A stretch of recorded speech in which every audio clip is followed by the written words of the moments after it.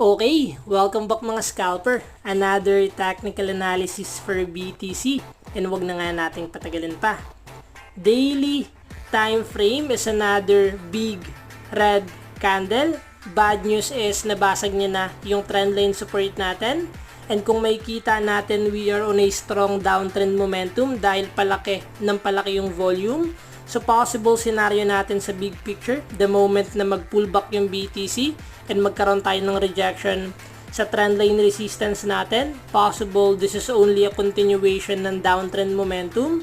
So yung mga possible untugan natin, first meron tayong 59k here.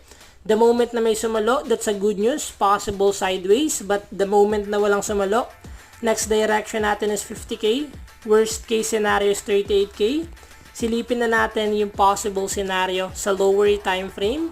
So BTC still creating lower high